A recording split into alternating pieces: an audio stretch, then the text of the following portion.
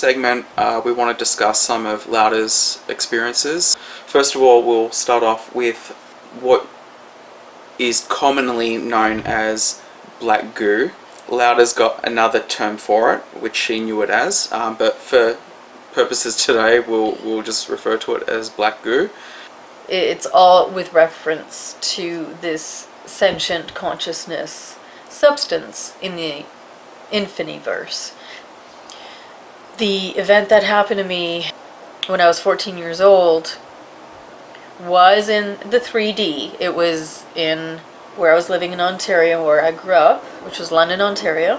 The whole of Ontario is a very massive black operations province in relation and connection to the United States and that whole area below, Ohio, New York. Previously to what had happened to me at the age of 14 with the experience of this black goo, I had been experiencing other symptoms which seemed very similar to radiation poisoning, very severe, but I had been going through many symptoms my whole life in various extremities, things that were typically always X-Files, strange viruses that they didn't understand or didn't understand, just phenomena. Everything kept being unexplained, a medical X-File. But I would always heal, I would always get better, I would get pummeled over and over and over again. I mean, I think, remembering back, I spent the entire time coming around sicknesses one after the other, never understanding what it was that I was sick of. Like, I couldn't, there was no virus, or it wasn't a cold because all the other kids had colds. It was never like that. Yeah, your symptomology was off the charts in different ways. So there have been many things, and one day I will go into more of the beginning of my entry into this realm, which was very strange in and of itself because of the conditions of the human vessel that I had to take on. So that is a whole other story, but because we're talking about black goo, so after the effects of radiation poisoning, after I had my nails falling out, my toenails and my hair, I would have huge bruises all over my body that would come and go, and they were the black, blue, green bruises, the really deep ones, but there were never any explanation. And this was a little different than me waking up and having marks all over my body, because I was completely accustomed to that since I was a child. So that was old hat to me, because I would always wake up with everything, my pillow being bloodied, my bed being bloodied, scars all over my body, but this was different. These bruises were different. It was something that was happening internally to external. And then when I seemed to get over that, and I started having a different set of symptoms coming in, which were really strange. And when I say strange, I mean like it put me into another type of level, dimensions, another kind of gnosis of a place that I couldn't describe, which was causing me a huge amount of internal agony, because I felt like this thing was trying to take over, and it was trying to, it was a fight between my spirit and my body and this thing. What I feel is that it was something that was put into me in a spinal level, and that it started, my cells started replicating it until it was literally, it was, quote, the blood in my body. Okay, so assimilating it within your body. Right. This feeling was getting more and more extreme with every day, and it was, my organs were not functioning properly, my heart, everything seemed to be completely different, and in essence, I really felt like I shouldn't have been alive. What happened was that I passed out, and I had some phenomena happen in my body, and my eyes went completely black with this substance, which I was in school when this happened, grade school. So I was in grade 8, and that caused a huge alarm, and everybody was freaking out. And I was bleeding through my ears as well, and my nose. So it was black. It was pure black. And they called the ambulance. The ambulance came and got me. At this point, the bleeding had stopped. My eyes went back to normal. I woke up. I was in the hospital. And there was, my mother was there, and a doctor was there, and a nurse, and I was there. And this is the very beginning, because I had no idea I'd been passed out. I had no idea they had called the ambulance, and I had no idea that that happened to my eyes, by the way. That was like something I learned after. And when I was in the hospital, the routine thing is that they take blood from you when they don't know what's going on, and you're passing out and you're exhibiting symptoms that they can't explain, so they went to go take blood. So the doctor's standing there and the nurse is there, and he's like, well, take her blood, and they come up with the needle with the little tube, right? And of course, where they took me was interesting, because they didn't take me to the normal hospital, which would have been St. Joseph's. Was that the closest hospital? Yeah. Okay. So they didn't take me there, Mm-hmm. but they took me to the university hospital. So the nurse went to go take my blood and couldn't perforate my vein, even though my vein is, easy to perforate. She couldn't do it. She just couldn't do it. Like it wasn't, there wasn't blood running through my veins, so it wasn't easy to put a needle through it. And she kept trying. Eventually she cut the vein in half. Like she just cut across it. And what happened next was, So you're conscious through this? Oh yeah, I'm completely awake at that point. So what happened was, she just screamed at the top of her lungs, literally, like so loud the entire floor could hear. She went screaming out of the room, literally, like you could hear her the whole way down the hall, the whole way, just screaming, like crazy. My mind was reeling, because there was a substance that was pure black. It looked like the oil, only thick. So when you see tar and you see black oil, Mm-hmm. it was like that, only it was thicker. It was like the substance of thick molasses, so much so that when it was coming out of my arm, it wasn't liquid coming down, it was like bubbling out. Oh, okay. Like a substance because it's so thick that it can't run down your arm. It was just like oozing. Yeah, it was, I've never seen anything like that in my life. So the doctor's standing there. This whole scene is surreal. So my mom's standing there, the doctor's standing there. The doctor just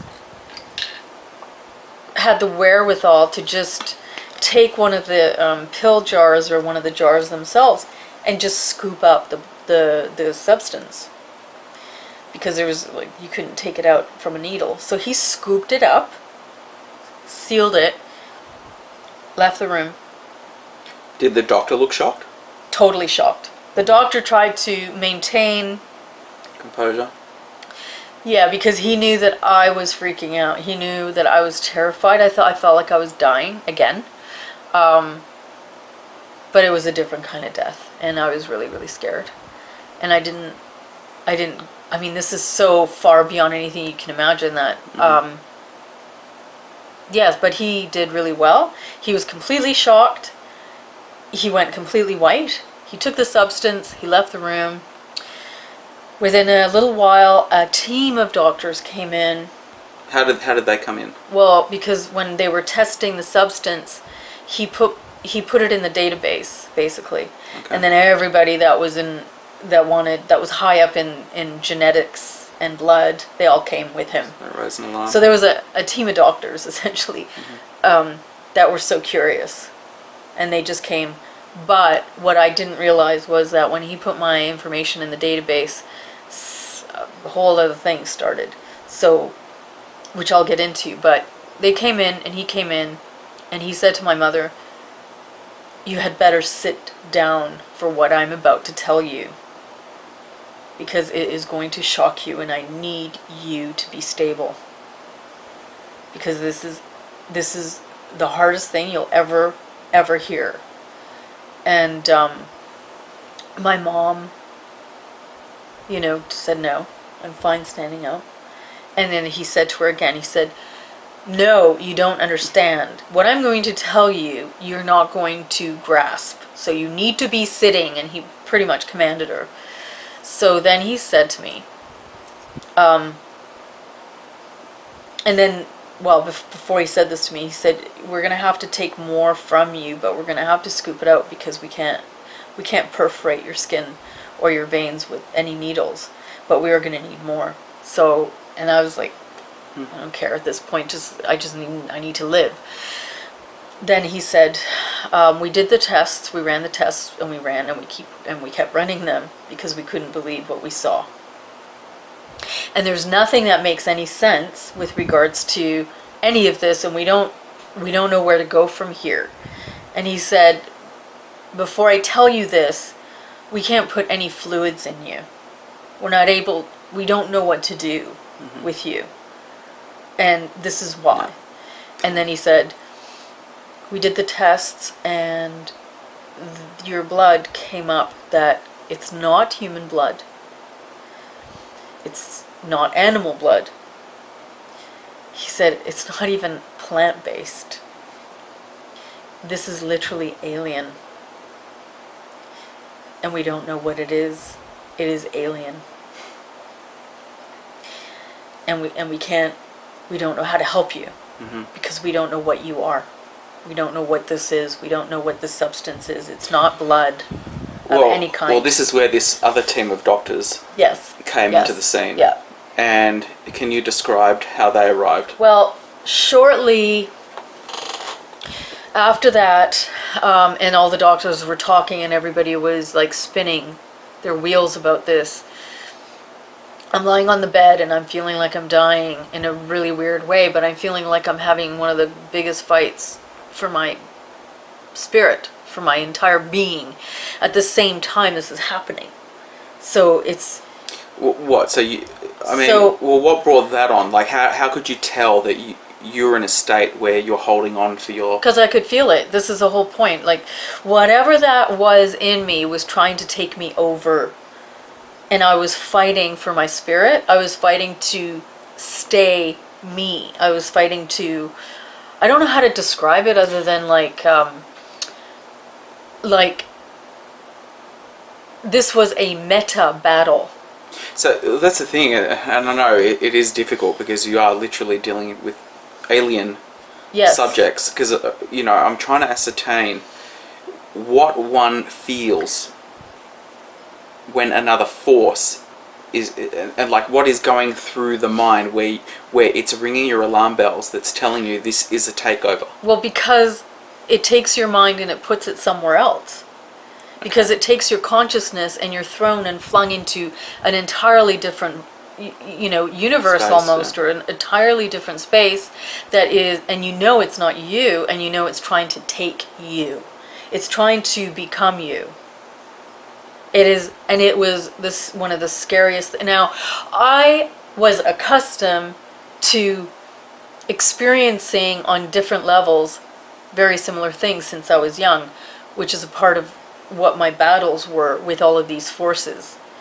And so I wasn't a stranger to that because there was always something. Plus I had my meta abilities, which would fling me into, the weird paranormal things like bilocating and things like that. So I was always trying to stay in my body and trying to integrate physicality with my spirit and everything I came in with, but it was very difficult for the vessel. However, this was different. This was a full-on, and the only way I can describe it is it was a meta AI battle. So did you feel that it was trying to take you over on the other densities as well, where Everything. It was completely trying to assimilate your entire being? Something like that, yeah. So beyond the physical? Yes. Yeah. Okay. Where it would, by virtue of doing that, I would be lost, and it would have all of my meta ability and my essence, which it would be able to do a lot with that. But in a way, it would be. I mean, I did not feel this to be in any way, shape, or form a good thing. Okay, now whether it was important, I think I did have to go through it. I think to survive it meant that you could deal with this on one-to-one, because we're talking about two different kinds of AI here in operation, and one of them wants to take over. So, yes, and this is actually an important point to bring up. Just as all humans are not in a category of all evil, yeah. it's the same applies with AI, Yeah. the same applies with the draconian races. Yeah. You have to be very, very careful not to broad stroke on these issues. And yeah, that's just one example where you knew that this was a malevolent AI. This was not a good AI, and I knew that this was the essentially the essence of the one that's trying to take over. So here I am, I'm still alive, and at this point they couldn't do anything. They couldn't put any fluids in my body. They couldn't they didn't know how to keep me alive. They knew I was dying, so to speak, dying to my physical body. I'm not convinced I would have died if it took me over. I would have probably stayed alive as whatever it was. Yeah. Okay, but I was dying. Okay. So what happened, within a short amount of time, I was moved into a different room on a different level. There were helicopters that landed on the top of the hospital with a team of 3 doctors, and these 3 doctors were wearing white lab coats and soldiers who were bearing huge machine guns. Not like guns, not small guns. They had machine guns. They were outfitted completely. They, basically took over the entire floor of the hospital and the hospital. And some of them were wheeling out on these metal, these kind of with wheels, right? They were wheeling these substances out of the helicopters. And there were 3 substances, and you mean the IVs of different substances? Yeah, it wasn't. But when you say IV, what, like IV bags? It was not an IV bag. It was these metallic glass containers on metal tables with wheels that they wheeled out of the helicopter, and you could see into, because it was made out of glass and metal, so you could see the color of these substances, and they were weird. And I remember thinking, first of all, this is very strange. Like the whole hospital was taken over, the whole room was taken over, floor was taken over. By the time they wheeled everything into my room where I was lying down, where they had put me, they had put a soldier at the door, both inside and outside, and they had wheeled in these substances, 3 liquids, and they were large, so the glass, like tanks. There were 3 large tanks, and these substances looked like they were fluorescent. And it was strange, because I remember looking, going, oh my God, like, what is this? With a team of 3 doctors and soldiers, and they just got to work on me, like immediately got to work. So there was 1 head doctor out of the 3. The other 2 basically were busy doing their stuff, but the 1 was a leader, and he was the one that was... came over to me and basically said to me, "Don't worry, you're going to live. You're going to be all right." Did you get a sense? I mean, now that you've had time to reflect with hindsight, do you feel that these military doctors, because clearly they were military doctors, that they were ready for a situation like that to occur with you? Completely. It was like they had to have been, because for them to be on it as quickly as they were, to arrive at the hospital, I knew they were American. So for them to arrive at the hospital, American, I mean, the head doctor had an accent. Okay, so I don't know, he wasn't American originally, but for them to do what they did and to have everything ready to go, and I mean, I'm telling you, they were so efficient. The 3 doctors went in, like, quickly in operation. They accessed my veins in my neck, first and foremost, and so much so that both the veins the main veins in my neck, they kind of blew out as a result of what they were doing. So they were never the same. Okay. And I couldn't grasp, I mean, I was being, they were putting liquids in me, taking liquid stuff out of me. They had special pressure pump type of technology that had to deal with the pressure of whatever the substance that I had in my body. Okay, which so is what, so they were pumping in that fluorescent yes, like liquid three into you, yeah, whilst the black yeah, goo blood yeah, was being extracted. yeah, and it was difficult extracting the black goo because it was so heavy and it wasn't anything like a blood, and because once your whole body has this black goo in it, it literally is in your entire, like your heart is pumping this. Like, it isn't just that you have it in your bloodstream, it's that it is going through your veins and every organ, and it's pumping through. So it was very strategic how they had to deal with me and handle me, because it wasn't just taking blood out. So as this was happening, and I looked at the substances, which one was fluorescent yellow, the other one was fluorescent purple, and the other one was a fluorescent type of green, or it looked like a green. Okay. So, I don't even know what to say about that, because I thought, what am I looking at here, and who are these people, and why are the soldiers here? And the whole floor wasn't allowed in my room, so I couldn't hear anything outside the door. They had hooked me up to all of this stuff.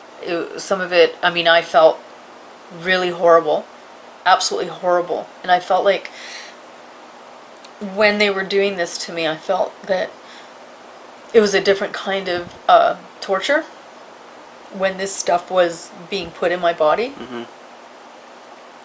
Yeah, from one alien substance to another. Right, yeah. And it was just hideous, and I remember I couldn't cry because there was no liquid, so I couldn't cry, but I was like trying to cry, but it would really hurt because there was no, I mean, it's all this thick black. Even your tear ducts were being affected. So I couldn't do that, and then I said, I was looking at the head doctor that was taking care of me, and he was this older man. He was very tall, thin. He looked like he was in his 60s. He had a German or Germanic type of accent. I asked his name. I said, "Who are you? Like, who are you?" And he kind of patted my head. And he said, "Don't you worry. I would never let anything happen to my daughter." And I was like, what? Like, what is he talking about? Okay. And it was like, but it was strange because he wasn't an affectionate person. So he patted my head in a really kind of weird. And his reference to don't you worry, I would never let anything happen to my, and he said daughter. I thought, to my daughter. I just thought this whole thing is so surreal, none of it makes any sense to me. And I asked for the names of all of the doctors, and he said to me that he was Dr. Green, and that was Dr. Brown over there, and that was Dr. White. I said, that's a lie. I know that's a lie. And he said, don't you worry about any of those things. On any psychic level, did you get the sense that you had dealt with these? Yes. Yeah. On a psychic level, I felt like I'd known for a long time. Yeah, and that and he had said something else to me that was odd, because what he was trying to reassure me and letting me know that he would never let anything happen. And he said something else that was odd, and it was along the same lines, like that, there was no way he would let anything, and that basically he would know immediately. And I found, I actually at that point I don't really care. I just want to live. He said to me, this is going to take quite a while for your system to be able to go back to what it was, or to be able to be blood again. And it's going to take about approximately a year. And there's a specific protocol that you must follow. And you must get your blood tested once a week at this location. And you must go there every week. You must never, ever, like, not show up. And then over time, you will see that it'll return to normal and everything will be all right. Everything will be all right. And he's like, don't you worry. Don't you worry. It was really creepy because I felt like a pet, but like a prize pet. And it was like, yeah, they would do whatever they had to ensure. Well, it's interesting that he called himself Dr. Green, given the reference well, to... I was 14. I didn't even know anything about Dr. Green back then. In fact, I didn't know anything about Dr. Green until I tried to research what I had experienced like crazy. But I found nothing. And to this day, I have found nothing. And this is a legitimate clinical case that happened in Canada, in Ontario, in the 3D. And there is nothing that I can find. There is no one that I can find. You're saying that these records are sealed? Like, have you actually tried to access them? I tried to access the records. I went back. So after they had finished with me, and they knew that I was going to, at that point, be all right, they packed everything up. He came up to me and he said, you don't have to worry about anything now. You're going to be all right. So you just rest. You just rest and you just concentrate on... healing? Yeah. And I was like too sick to even... I was just too sick. But what did your mother say in the aftermath of all these events? And she would have seen the military folk come through. Of course, she her demeanor she was like? there. She was totally there. My mother's demeanor was very mysterious because it didn't make any sense, and it didn't even make sense to the doctors that were there. So she seemed quite. So she seemed quite calm. Normal and calm, and sort of just made sure that I made my appointments every week. One of the doctors at the hospital had even mentioned that he couldn't believe how my mom was responding, and that he felt that she was in shock. When I was released from the hospital and I was sent home, I still had to be in bed. I still had bed rest because I couldn't do anything. I couldn't barely move. I mean, it was very close to being in a coma, only you're awake. So the whole transition was horrible. And I can't even describe what I was going through spiritually, what I was going through in terms of the various different levels of consciousness through all of this experience and the whole battle. It was a massive battle. In the midst of the healing process, did that sense of attempted takeover return, or was it like just completely? No, it was for a reversal. It was a reversal. I got stronger, and I felt myself that it was me that I had. Yeah. And I was just getting stronger physically.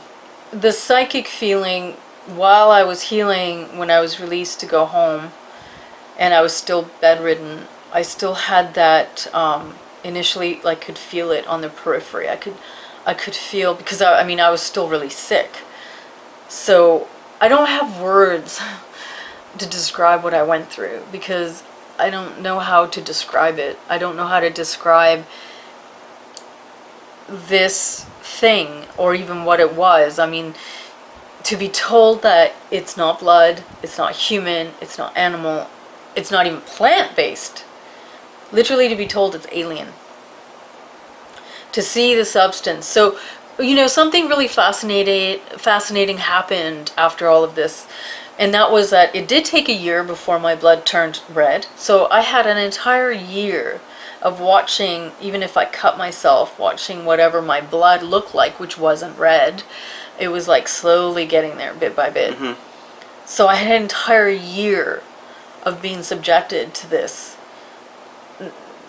When my blood turned completely red, and I say this to this day because when I still get bloody noses and I'm fascinated when I look at the Kleenex and it's pure red. Like I'm like still looking like, okay, good, it's red. It's a good sign. It's a good sign, it's still red. Because that never left me. Yeah, it would have been scarring. That never left me. But the question is, I never was told what it really was. Dr. Green never explained anything to me. Did you ever see those doctors ever again after that? In the 3D? Yes. Okay.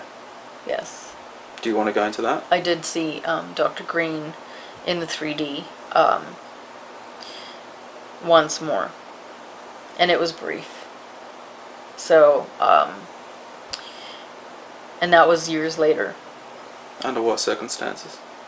That was when I had the reconstruction of all my reconstruction done because of the internal, that everything had been crushed from the inside of my head. Yeah. Which is a different account. So well, so that was that you saw him post reconstruction. So was he then investigating that? Yes, I just saw him. No, I saw him in the room with the surgeon who was going to do my surgery. Oh. And I remember looking and seeing him, and it was brief. Correction surgery, right? Yes. Okay, Yeah. so this is you visiting a doctor Yeah. after you had that feeling when you woke up and you felt that you had been crushed from the inside. So you then went to the was it a hospital or a doctor? No, I went to emergency. Okay. Yeah, because I couldn't breathe. And that's where... And they took x-rays. Yeah. And they took x-rays and then they discovered that it was a medical X file that couldn't be explained because there was no such thing as a... First of all, I didn't have any injury externally for what the internal injury was. Yeah. There was no bruising, there was no swelling, there was nothing, because according to what the injury was internally, I should have been in a horrible car accident with my entire face and head smashed. But I was completely normal on the outside. Yeah, no one would be able to tell anything. No, it was all in the inside, and it was literally crushed. It was crushed into smithereens. All the bone, everything, from the inside. And they said there was literally no technology in existence that they know of that could do that. So they were basically saying that the only thing that could do what it was that they were seeing was something that is not Earth known. Now, how old were you when that incident occurred? 24. Okay, so that's 10 years later. Yeah. Do you feel that was in any way related to the black goo, or do you feel that this was something... No, I actually feel that whatever the faction was that was trying to do what they were doing, I think it was a different way that they were trying to do what they were doing. But the same group? I feel it's, yeah. Okay, so do you feel that this black goo that was in your body when you were 14, that was placed in you by these same military doctors? Or do you feel that was just a response that they anticipated? No, I feel that was, and that's an interesting question, because the theory is this, because, I've spent, ever since that happened to me, I've been trying to figure it out. And yet I feel like they knew that what I could do. They knew what I could handle and transmute. So I feel that it's one of these necessary evil things. So kind of like when you want to inoculate yourself against a disease, you take on some of the disease. Yes. So yes. You feel it was... Something like that, yes. Okay. And they knew that you could handle it. That I could survive it, yeah. Yeah. And so they were ready. That's why, literally within the hour of me being in the hospital, they arrived in the helicopters with the substances and everything already ready. All prepared. So it was ready. And he also knew how long it would take for you to get back to normal. Yeah. In which case... As if they had trialed that on another biological... Right, and that didn't serve... Yeah, so they knew exactly what to expect. And, of course, I wasn't allowed to get a blood test for my blood typing. I wasn't allowed to do that until just recently. So... Well, they wouldn't reveal your blood type? No, if I were to try and go in and just get my blood typing done, so you go into one of these blood labs and you say, I just want to know what my blood type is, and they say, okay, sure, just pay, your $55 and we'll take your blood and we'll go and test it. But I was never allowed to do that. The second they would put my name in the data banks, they weren't allowed to do it. I have not been released for that information until 2 years ago. Interesting. That was because I've been trying ever since. So I just made a habit of always going in once a year, going in and trying to see if they would test my blood, if they would even do it. And it was only 2 years ago that I was cleared to go and have my blood tested. Should have just got a home kit. So I did get a home kit, but I wanted to see if the records were cleared. There's something about that. But what was really interesting is when I had that done, I had the results which were different than my original blood type. So my blood type changed. So do you feel they were telling you the truth though as well? Well, I'm not sure if they were telling me the truth because it's a data bank of blood, so, and it's connected to whatever. That's why I that's why I have the home kit, because I want us to do it to see if it, but so originally I had O negative blood. My dad also had O negative blood, and now I've got O positive. But it's only recently that I was allowed to do the actual blood. And the secretary sitting there who would put my name in, they didn't know. All they comes up on the screen that it's just a no. It's like it's a red. It's a red. You just get flagged. Yeah, it's a flag. So they just say no. I can't do it. Sorry. They don't have any information. So for all they know, it's just because I have too many tattoos. Because that's usually what would flag a person for certain things, or if they're isn't that if you're donating? Oh no, blood? that's if you're donating. But sometimes people donate blood to just find out what kind of blood you have, and I tried to do that too. But nothing worked because I was flagged all the way around until recently, and then suddenly I have O positive blood. I have to verify that with my own test to see what happens, but because I was not an O positive when I was a kid. All right, well, back to this Dr. Green identity. Yeah. Because it has been said by other MyLabs that Dr. Green, aka Dr. Mengele, is still alive under life extension. Absolutely believe that. I absolutely believe that. But was this Dr. Green Mengele? Or did you get a sense that he was? Back then I didn't. Because he could be under even plastic surgery. Yeah. And no. regressed. Back then he actually looked like years and years later I found out about Dr. Mengele. Okay, so because I was trying to research Dr. Green, but back then there was no web. The computers were DOS and all that, so I was really trying to just network with people. Yeah. To try and find out what I could.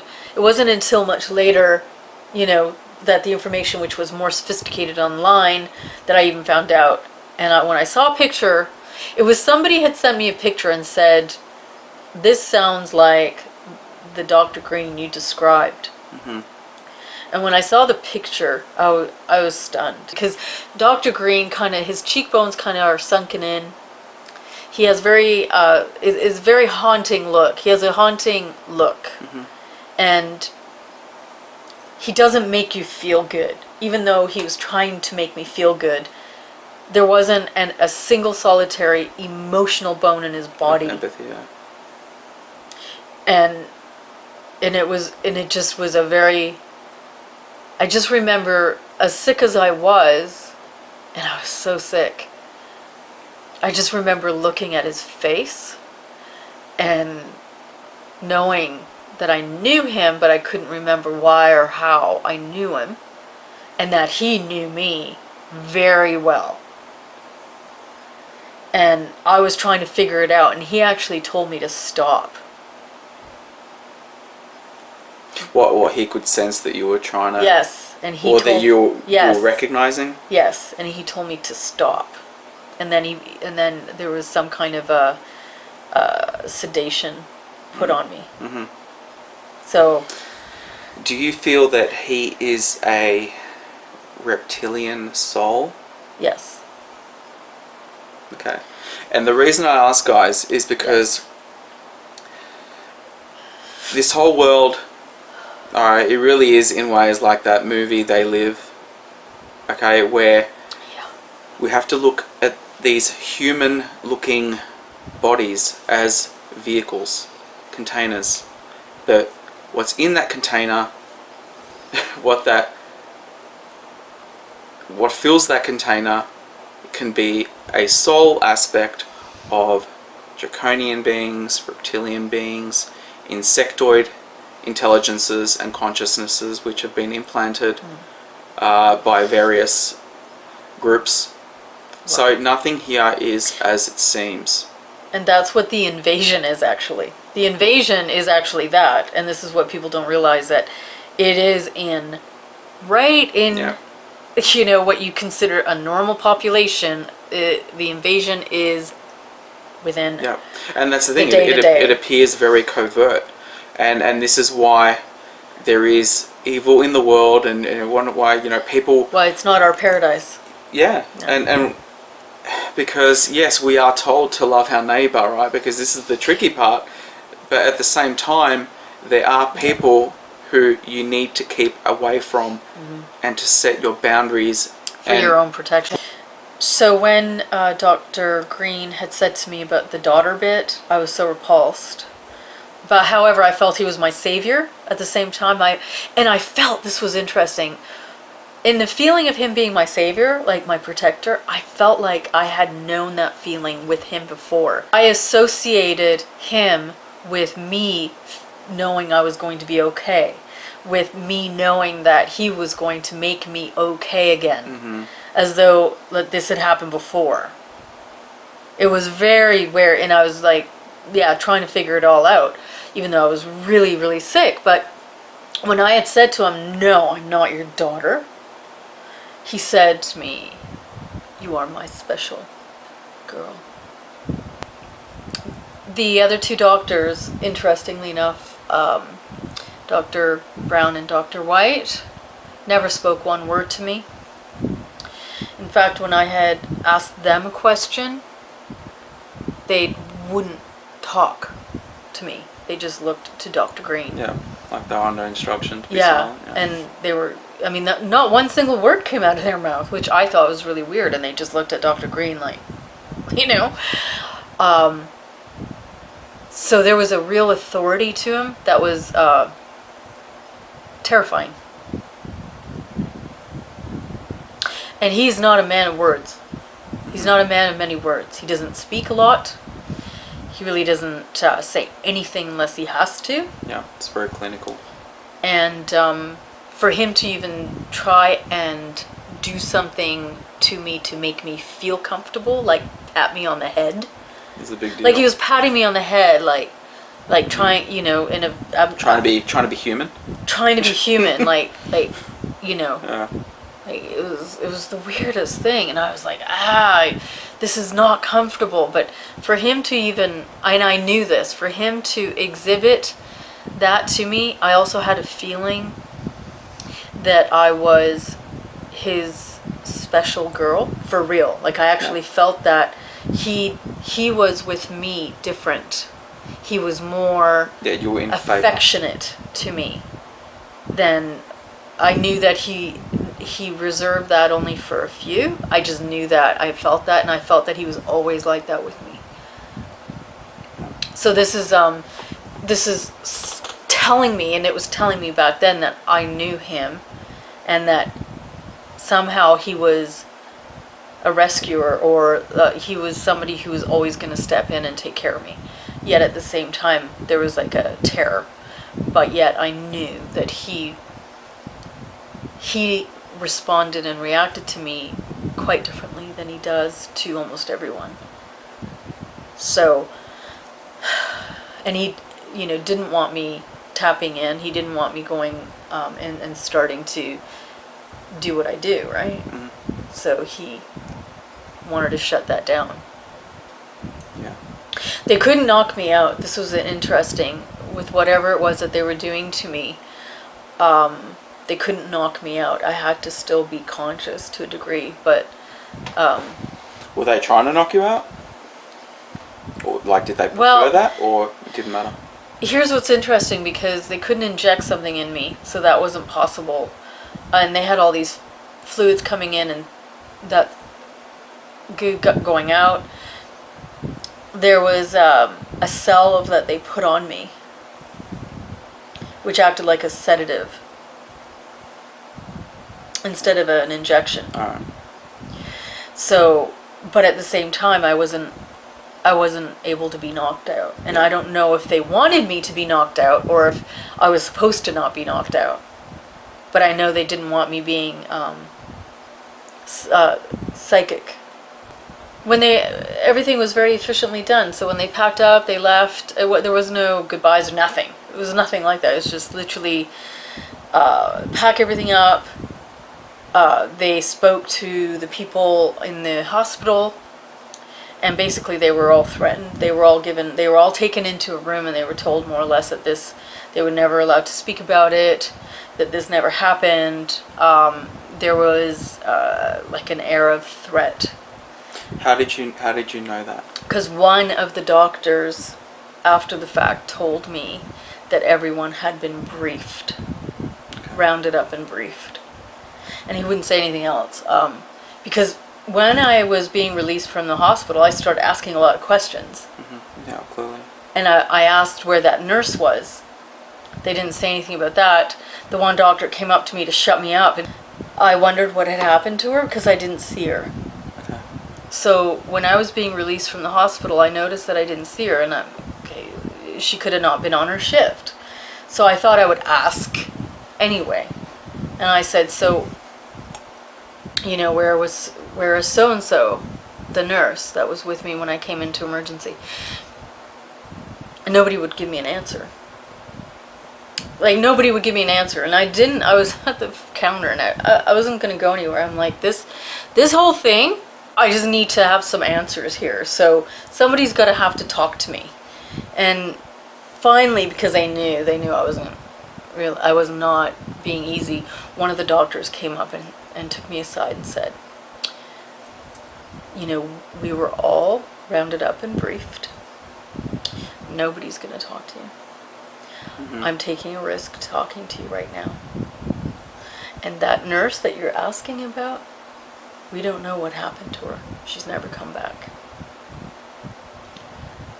And he said, I am literally risking my life telling you this right now, but I need you to leave the hospital. And I need you not to come back here and ask anything else, ever. I need you to do this for all of our sakes. He said, because, and he knew I was young, I was 14, so he's like, please do this, because he was really concerned for their lives. And 14 years old, this is 1981. Alien goo came up in recent years. Mm-hmm. How did you feel when you realised that there were others who started speaking about it? I mean, because for a long time, you didn't hear that for decades. No. Or read about it, or... No, it was not anywhere in existence. It was literally nowhere to be found. I had extended myself trying to locate people for years after that experience to even discuss if they knew anything about this. And I knew what it was. It's a living sentient substance that's artificial intelligence. Nobody knew what I was talking about. It didn't matter what, none of the community, nobody knew anything. And I contacted a lot of people. I spoke about this. It actually got out there from all the attempted research that I did. So, yet none of it came back to me. So when this finally started coming around and it started popping up, I was like elated. I was finally, eureka, oh my God, are you kidding me? Like, I've literally been in a bubble, in a world, in a realm, cut off from anybody knowing anything about this, and nobody validated anything for me. Nobody experienced anything like that. Nobody could help me. Nobody could talk to me about it. The closest I got to it was being with a team of researchers who contacted, and this was in 1990. I had connected with these researchers in 1995. They were, strangely enough, in communication with one of the doctors involved with the experiments, and who had cancer, and he was dying. And at this point, he said he just couldn't handle it anymore. He didn't want to die, knowing that he had been involved with these experiments. And with the people, the children. Oh, you mean he had a guilty conscience? Yeah, he had a guilty conscience, and that doesn't happen often. This is really tightly sealed, but he had a high position, and he had a lot of documentation. He had a lot of footage, actually, of the experiments of the children. There were sects of children, that they would put in their own units, and it all had to do with what your abilities were, what your DNA, like your quanta abilities, your meta abilities. So depending on what that was, they would have like a cluster of the same type of children who would bear similar, and then they would do a bunch of experiments in terms of what those abilities were, and just how many survivors there were, and and it was over years, and it came with footage of the children. And so there was a breakthrough, because continue. One of the researchers had contacted me and said, this scientist came forward with a list and your name's on it, and there's a whole lot of footage with you since you were a child, and there's a list of experiments that you survived while all the other kids died. There was only 2 survivors from those lists of all the experiments that were done. It was me and another woman. There were 2 females. The rest were males, actually. It was in the file. I was class 11, designation 11. So everything's always 11. And there's one set series of numbers and letters with a color connected to you. Okay. And so that they can track you. You can see all the different experiments. You'll always see this one code with your code color. Your code color tells you what meta being you are, what kind of level of meta being you are. And they said there's a lot of footage of you, and you're the only survivor. That was the first time I heard of the alien black goo, because apparently the others that had experienced this, they all died. And it was verified there. I was the only one to survive. Now, the other female, who was one of the survivors, never had the alien black goo, but she had all of the other experimentation, and she went insane and ended up in an institution. And then she killed herself years later. So why do you feel that they were seeking candidates to inject this alien black goo into in order to be able to hold it and transmit? What do you feel the agenda is with that? So my feeling about this is, and it comes back to also my memory of them performing surgeries to the base of my neck here, where it's all... There's a protrusion. yeah, there's a large, very obvious, huge protrusion. You weren't born with that? No, this was completely... In fact, you could never touch this area. Well, how old were you when that protrusion was evident? I was quite young when it started coming out. So that protrusion started coming out when I was about 7. And nobody could touch me. And in fact, if anybody tried to touch my back or any of that area, I would go unconscious instantly. I would drop down like, and I wouldn't wake up. People had, like, it was known that I would have to be put upside down and shaken for the blood to go into my head in order for me to wake up. It was horrendously painful, even if I felt the person's, and even to this day. Yeah, it's still delicate and sensitive, and even I avoid making contact with it. Yeah, because it's an unnatural pain there that. Well, you feel that's part of the. Yes. Part of the. Yes. The link. Yeah, no doubt about it. In fact, I had, that's another story which, we haven't gone into, about the MRI. But you said there's a lot, guys. But the connection with the base of my neck and what was done to me in order to plug me into the machine was a part of what I endured physically with the black alien blood, I feel, with the black alien goo, because I feel that they were looking for candidates who were meta enough to be able to fight the invasive. And the counterfeit force. AI. Yeah. It's a counterfeit AI. It's not the original. So this counterfeit AI is lethal. Obviously, this metal god AI is. Yeah. Well, we actually did discuss in previous videos that this malevolent AI has taken over other worlds, and it is something that even has the Draco factions on the back foot at the moment, and this is why it is in their best interest to find the frequency holders who can actually transmute the AI and that can be harnessed in order to defeat the AI mind and to basically permeate its field to command it rather than it commanding our consciousness.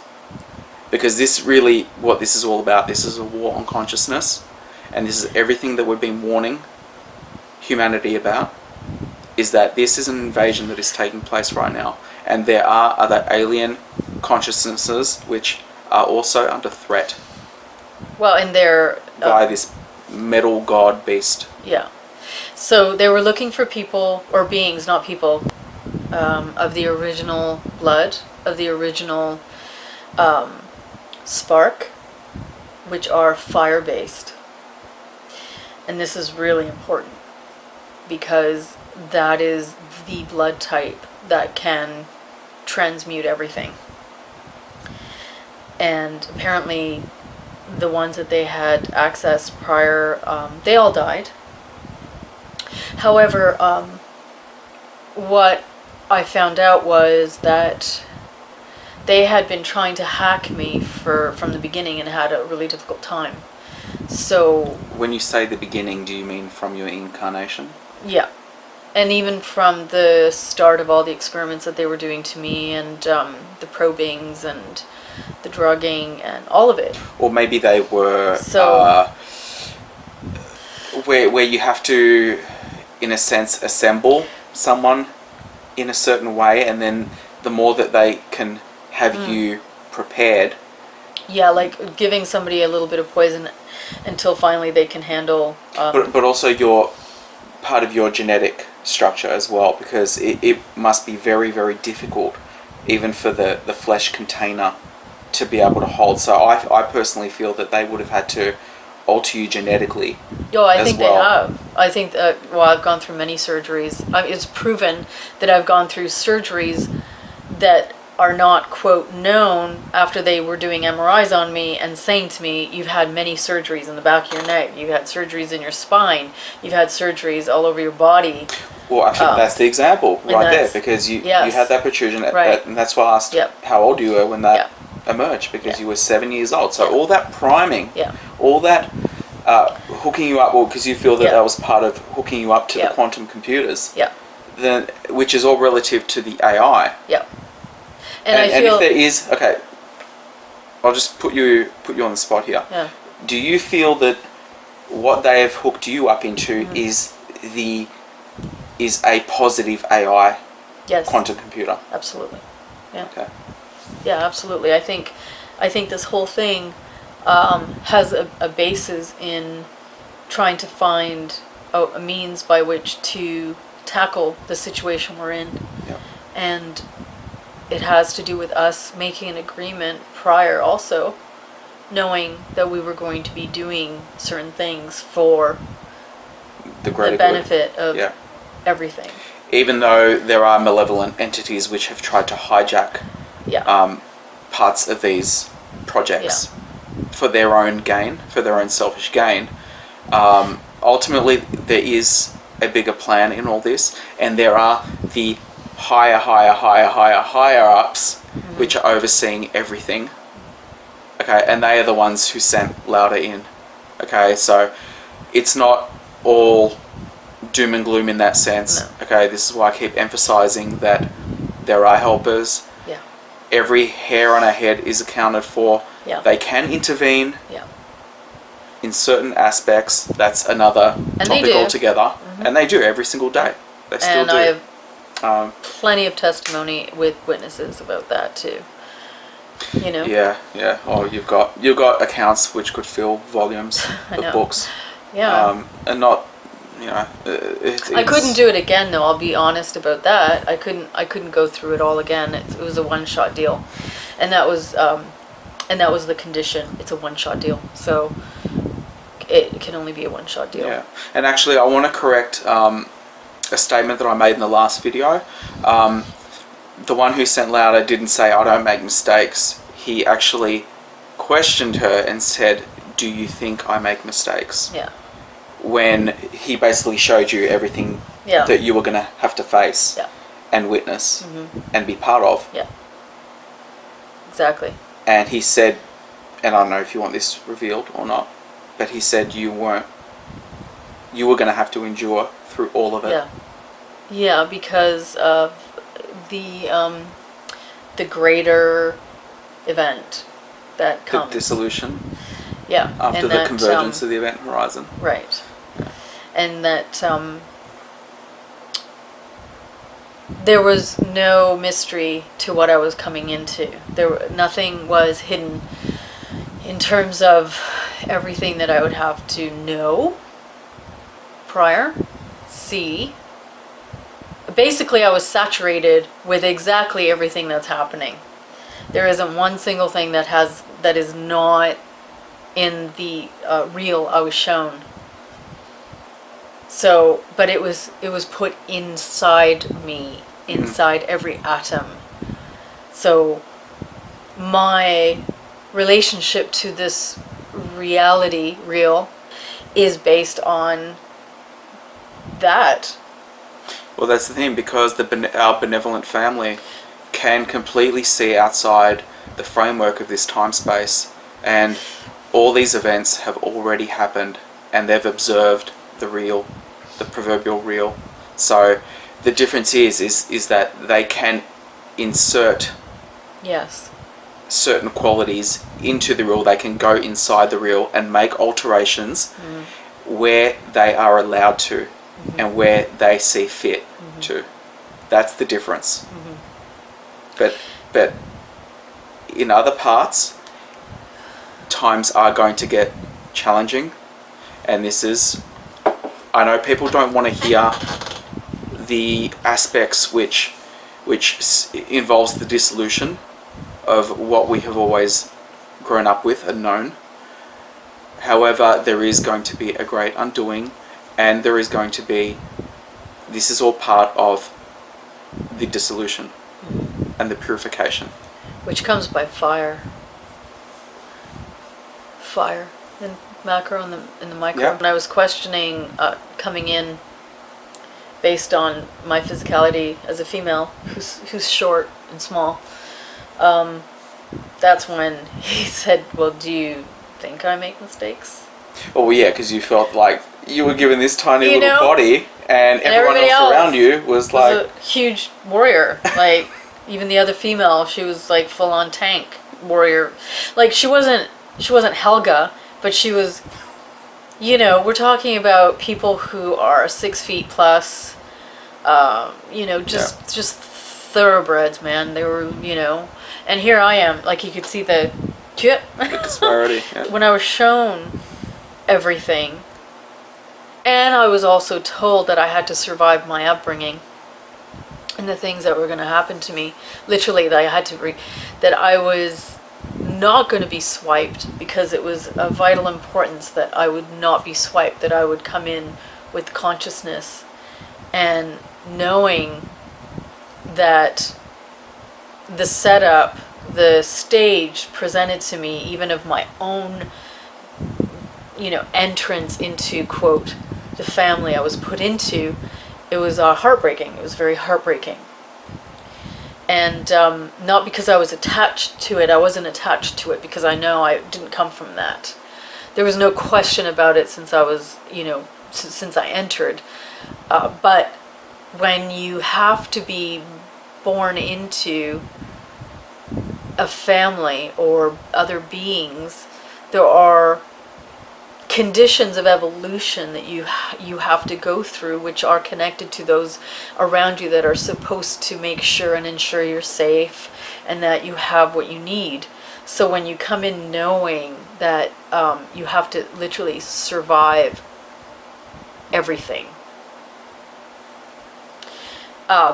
there's a really, it's almost worse than not knowing, because when you don't know, you just are flung into it and you just give it all you have. But when you know it, you're already just in a position of like, I have to just survive this consciously, knowing all of this to get me to this point. If I can just stay alive until I'm this point, then hands off. Mm-hmm. Which is what I was told, hands off. So were you able? So you weren't in a situation where you chose your family. It was basically like, this is what it's going to be, yes. And then you agree to it. Yes, this is what it has to be. Well, okay, this is what it has to be. Yes. In order for everything to. Yes, I had to be, and this is the other thing, because I had to be placed in that specific family because of the bloodlines in origin of the original royal dynasties here. On both sides, and then there's like the Wait, when you say both sides, who do you mean? my quote physical parents. Okay. So both the maternal and the paternal. Okay. Because everything has to do with the law. Right, and the law has to do with allowance. your physicality. Yeah. So see, you can be something in spirit, have that that realm in attribute to what you are in your essence. But when you actually incarnate, and the moment you incarnate in the flesh, then you are literally bringing in to this side the manifestation of everything from that side. So if you are a royal or an original or a prime, that has to literally be put through your physicality in 3D here in connection to those lineages. Mm-hmm. Now, like I said, everything is based on the inverse and on counterfeits, and it's a half reality. So this half reality is missing the other reality. And that's the same as the counterfeit royal families are basically hiding the real royalty. Yes. So, but the real royalty are made out of fire. The actual, that's what that's what metaphysical is, fire in blood. And the counterfeits, what they did was, in order to come in and hijack properly so that they would legally make this their law, this man-made or mind-made manifest reality their law, they had to hijack those original bloodlines. So it wasn't enough to just step in and pretend to be royal and say, well, we're royal from these lines. They had to actually intercept the real royalty and hybridize those lines so that they could claim the law. Yeah, and when you say that, you're talking about literally taking the fleshly genetics, yes, and then yes, replicating. Either replicating or fornicating so that they would breed offspring. They don't really care. They're not picky how it's done. So in the beginning you see them infiltrating the royal bloodlines and creating new hybridized lineages from that through inception and conception. And then you also have the genetic tampering on higher levels so that they would legitimize their legal hold in this birthing dominion. Yeah. But it's not theirs originally. So if you actually had the quantum science, you would see the originals, the primes. I call them primes. You would see that their genes are, 85% prime to 15%, counterfeit. Yeah. But the counterfeits took over and made it theirs. And the real primes, the real royals, are splattered all over the planet, not even knowing who they are. Well, that's because they are dropped into surrogate. And this is not parents. This is not the Jewish lineages, by the way, either. The real royals are not. That's part of the counterfeiting. They hide the true bloodlines through surrogate families. On the outside, a lot of these children have the same traits as, quote, their counterfeit parents, just topically, because when you surrogate a prime, what they do is that they inject the DNA of both of the counterfeit parents into the prime, so that the prime takes on characteristics, physical characteristics of the counterfeit parents. And to the outside world, it looks like they're part of that family lineage. Yep. So they're completely hidden. Yet, when you actually do their DNA, you would find out that they're not connected at all. They only have a few of these. Well, it makes sense why a lot of these true bloodline incarnates do incarnate into the hijacked royal families. Mm-hmm. Yeah. And they are part of the Illuminati families. Yes. And go through a lot of brutality. Yeah. And very, very harsh conditioning. Absolutely. And this is also a way that once they integrate the knowledge of who they are, they can integrate the authority that comes with that in the power with regards to the law, which means that the counterfeits are not in control. Not really. It's just, it's all through manipulation of hiding the true ones and just manipulating finances, manipulating the banking, technology, education, science, that they take over. But really, when these primes start waking up and stepping into their own power, forget it. They don't stand a chance. No. There is no way they don't stand a chance, because the law is the law. It's the law of the infiniverse. It doesn't matter where you are. It's like, the experiences that I had when I had that experience, the reality cognition, which I call reality cognition. I call that instead of dreams, because dreams aren't dreams. So when I had the reality cognition, that I was a successful drop. Well, you actually overheard Yes. medical staff saying that. Yeah, that I was a successful drop, and they were gloating about it. Oh, she was a very successful drop. And I was like, wow, that terminology is, what is a successful drop?